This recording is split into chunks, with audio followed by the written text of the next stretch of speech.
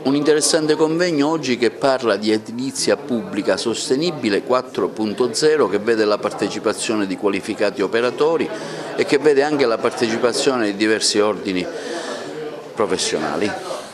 Sì, la Camera di Commercio come sempre è sensibile alle problematiche che fanno sì che possano migliorare le condizioni dell'economia e quindi con l'organizzazione di questo convegno e con l'invito rivolto a tutti gli ordini professionali e a delle persone altamente qualificate sul tema, pensa di fare una cosa utile per la collettività.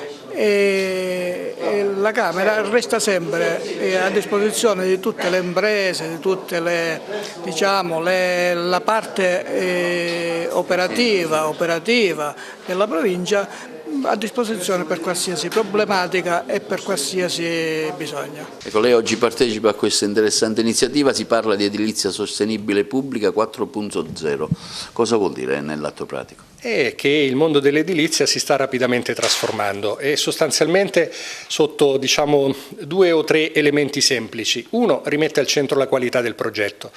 L'Italia è brava a fare progetti di edilizia, certamente se li misuriamo, così come misuriamo le opere, con protocolli energetico-ambientali internazionali, almeno possiamo dire anche al mondo che siamo bravi. E rimette al centro sia la qualità appunto del progetto che un secondo elemento che è il tema della ingegnerizzazione del processo di realizzazione delle opere. Edilizia 4.0 vuol dire che le opere devono essere in qualche modo, come qualsiasi prodotto di altro genere in altre filiere, devono essere ingegnerizzate, ovvero misurate, pensate, progettate, pianificate meglio e misurate per le prestazioni che raggiungono. Da questo punto di vista le principali prestazioni intese sono chiaramente quelle energetico-ambientali. Ecco, allora la presenza anche degli ordini professionali. Questo coinvolge tutta la filiera degli attori, progettisti, ingegneri, architetti, geologi e quant'altro, è assolutamente fondamentale perché sono l'anima progettuale, ma coinvolge anche tutte le imprese di costruzione delle opere e quindi le loro associazioni come ad esempio ANCE ed altre. Il sistema camerale sta collaborando da tempo con il Ministero dell'Ambiente per creare dei momenti di confronto tra le imprese, i professionisti e le pubbliche amministrazioni. Il tema è quello dei criteri ambientali minimi negli appalti pubblici. È una questione molto importante, ormai i criteri ambientali minimi sono un requisito di partecipazione alle gare perché sono obbligatori con il nuovo codice degli appalti.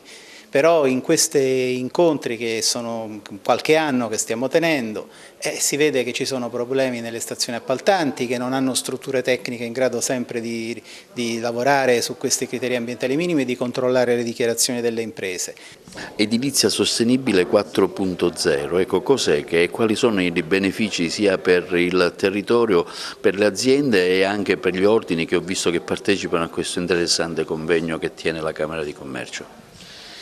Edilizia 4.0 è la nuova frontiera dell'edilizia cosiddetta sostenibile e che prevede che nella costruzione degli edifici pubblici bisogna rispettare una serie di parametri relativi al green building cosiddetto. Ormai queste norme sono cogenti, come si dice, devono essere applicate, quindi le pubbliche amministrazioni sono sostanzialmente obbligate ad applicare queste norme. E tutto questo creerà un nuovo mercato senz'altro perché comunque le imprese dovranno produrre prodotti verdi e comunque tutto quello che si costruirà di nuovo dovrà rispettare questa nuova direttiva europea che prevede la creazione di edifici a energia netta zero.